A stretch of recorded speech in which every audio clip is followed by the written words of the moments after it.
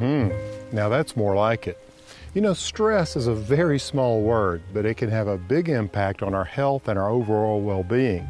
You know, the American Institute of Stress figures that 80% of workers feel stress on the job, and that most of them would like to find ways to manage stress in a better way. So let's not allow stress to get the best of us.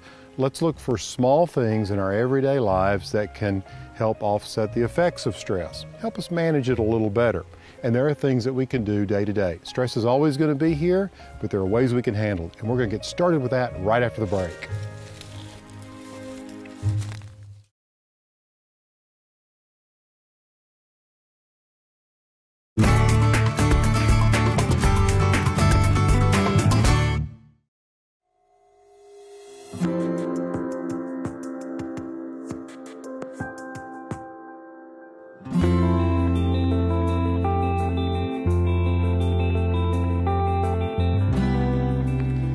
This is such a serene and beautiful place. Thank you. We've worked really hard to do that. And of course, nature does a lot of that too. Right. And she'll meet you at least halfway if you're willing to try. She will meet you halfway, so it doesn't take a lot of work. Yeah. Just takes some awareness of what you're working with.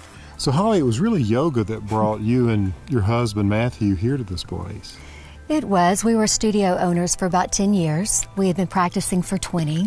We were teacher trainees for yoga teachers. So very much a lifestyle for you. It was completely a lifestyle, and one of the things that we found as we got more involved with our students is they wanted the entire lifestyle. So they had health issues, they needed to know about how to feed themselves in a particular way to deal with it, and food really is our medicine. Yeah. My husband's a trained cook as well, and so we were cooking for a lot of clients and found out that we'd really like to have a place where there was no disconnect really between the food that we served them and and growing it. So it was providing a place where people could be nourished in a whole way. So in a studio setting, I can see where they're coming for an hour at a time, or maybe Right. 2 hours max. So there's only so much you can do. Yeah, so you wanted that broader experience for them. We did. Yoga is about relationships and seeing the intricate connection of all things.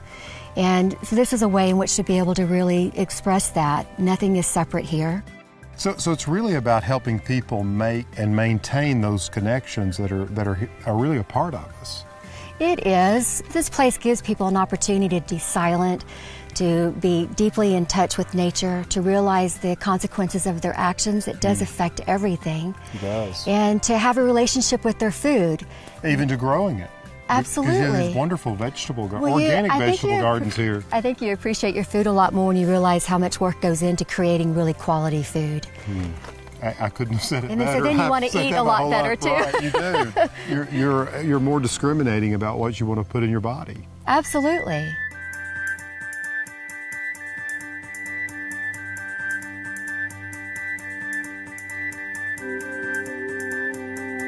So visitors here actually help grow their own food and certainly prepare it. They do. We offer a whole lot of opportunities here. We do workshops and retreats, cooking classes even, gardening workshops, and of course immersion opportunities where they come and really learn a classical tradition. And part of that is the karma yoga, which is selfless service, and so that it is going out and weeding the gardens and harvesting and being all of, in part of all of that. The physicality of it, yeah. Yes.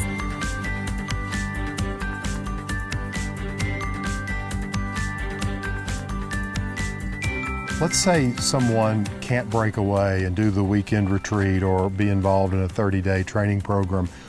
What do you feel like they can do at home in the midst of their very busy lives? Well, it's not a complex answer. It means unplug from everything, turn everything off, take your shoes off, find a place where you can get in touch with nature. It's your backyard, your front yard, just get in grass and sit, be quiet and silent. We don't have very much silence in our lives. And I think just that opportunity just to be quiet and realize that you are connected to all things and to take a moment for that is really all that's required to find the peace that you're looking for. Are there things that you can do? Let's say, I'm in the garden a lot and love to, prune and carry and so forth. Are there yoga poses that can be helpful there? So there are a lot of poses that you can do. Matter of fact, my husband's going to show you a few, but I think you need to get changed into something more comfortable. Okay, all right, let's give it a try. Right.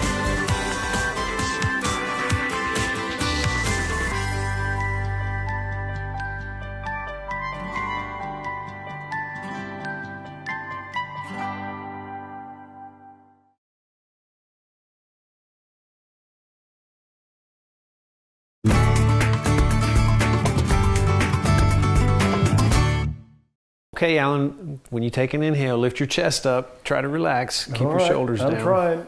Well, it shouldn't be any surprise to you that one of the big stress relievers for me is getting my hands in the soil and playing in the garden. Am I doing that?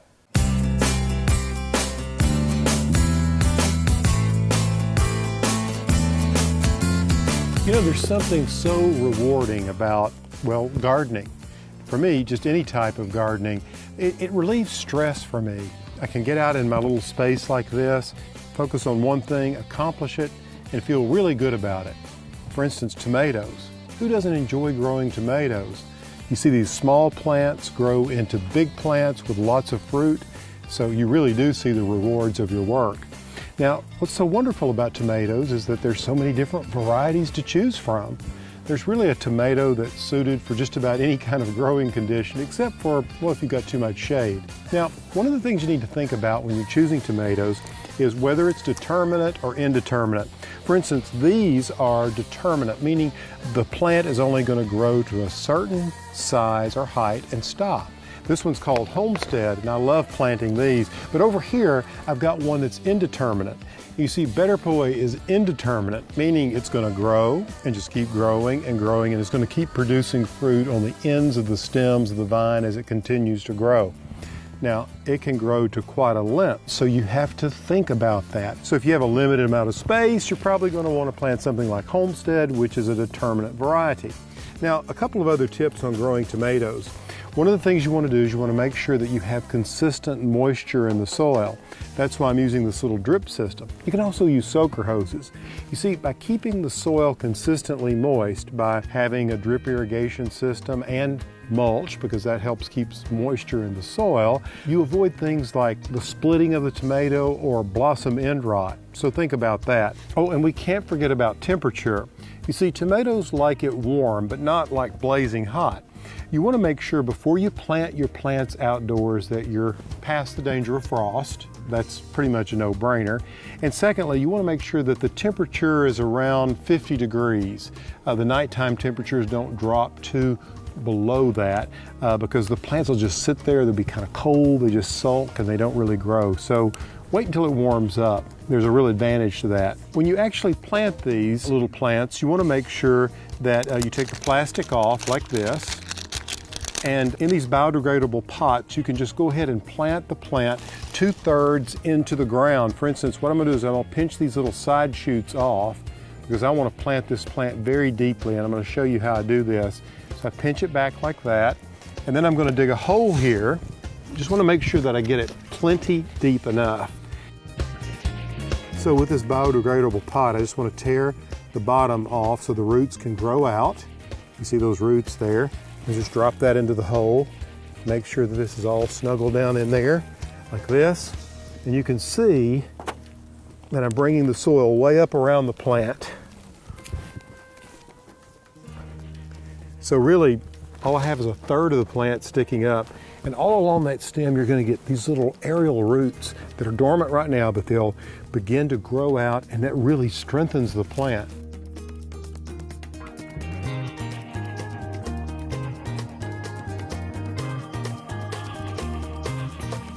As you can see, getting out in your little happy place like a garden like this can really put you in a great state of mind. Get some tomatoes and commune with them. You'll be glad you did. All right, who's next here?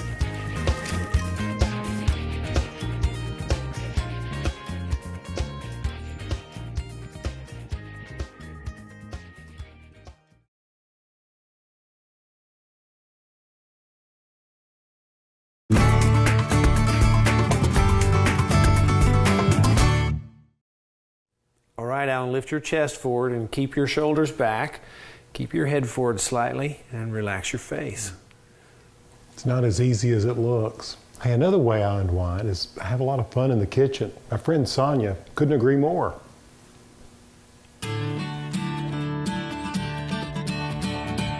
My name is Sonia Schaefer. I'm a partner at Boulevard Bread Company. I've worked there for nearly 11 years. I find it a way to relax and bring people and friends in our community together. Having people eat your food that you cook every day is very satisfying, because through the hustle and bustle of life, it's one thing when you can provide somebody with something so simple that just, you know, makes them happy, and they really appreciate one small second of what you've done. The recipe we're making today, the tomato bread salad, is a recipe that was developed to deal with day-old or stale bread. It's a way to utilize it so that there's not a lot of waste, and it's very good. Okay, first we're going to take pañota bread, which is it has a slightly sour flavor. I'm going to peel off the crust, and then I'm going to pull it apart.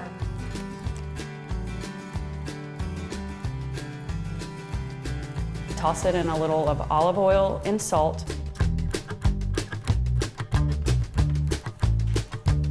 And toast it in a slow oven, about 225, 250 degrees, for about 40 minutes. So there's not a lot of color on it, there's not a lot of flavor other than the bread drying out. It takes all the moisture out of the bread, and then it absorbs the dressing that is going to be in the salad, the balsamic and the olive oil. Okay, now we're going to macerate the red onion. Just take your onion, cut it in half, take the tip and the tail off, peel the top layer of skin off the onion, and then we're going to slice it really thin. Then we're going to place it in the bowl, kind of separate it out. Pour the red wine vinegar on top, toss your onion in the red wine, and just let it sit for around 30 minutes. Now we're going to make the dressing. First you take the olive oil. Next you take your 1/4 cup of balsamic vinegar. Next we're going to take our macerated red onions, pour them into the dressing. Then we're going to add about a tablespoon of salt and about a teaspoon of black pepper. And then lastly, you're just going to give it a whisk.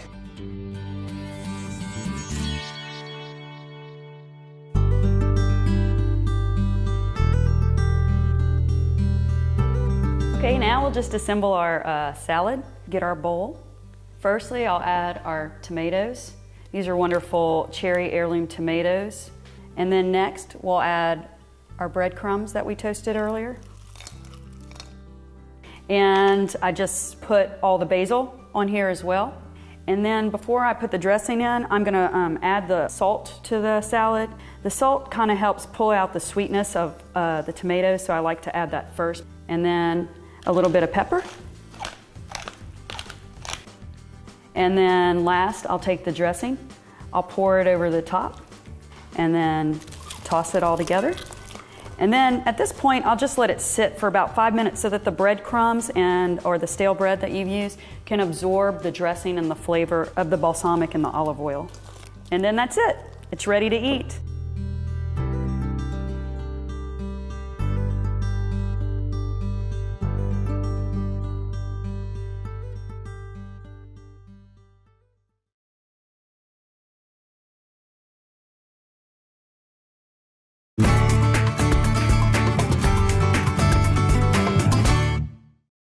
Okay, Alan, take the knees over to the other side and turn your head to the other side. Oh yeah, this is feeling good.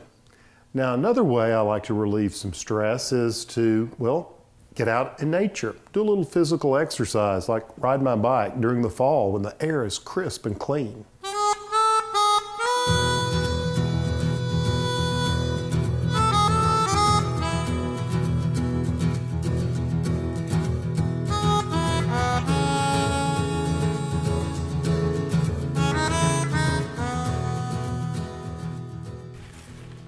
This feels great. I love getting out in nature, particularly this time of year.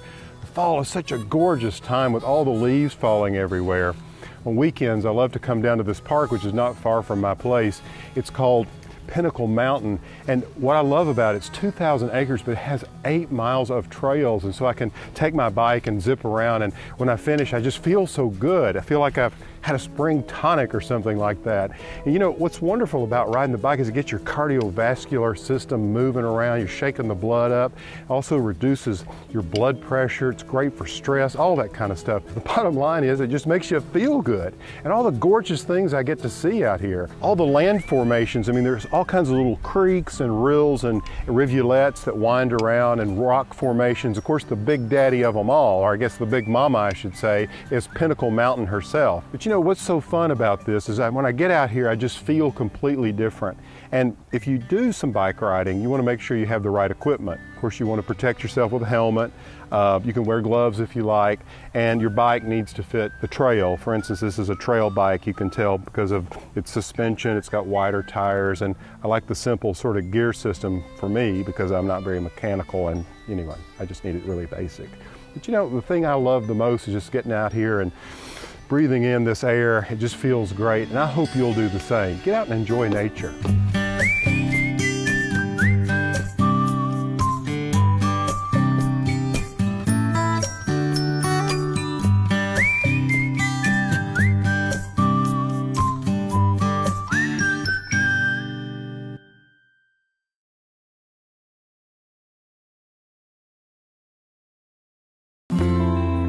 So when you've had one of those crazy, busy, stressful days where everything seems to get under your skin, just take a minute, take a deep breath, and find a way to relieve that pressure and stress.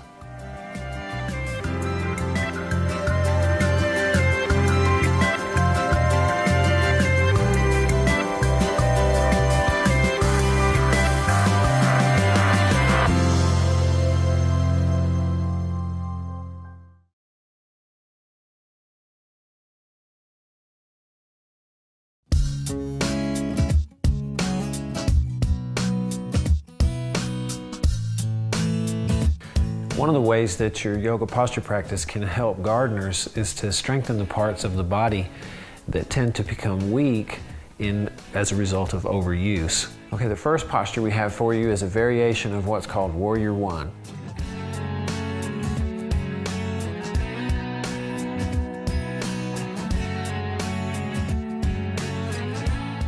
Well, this pose is a variation of something that we call dog pose.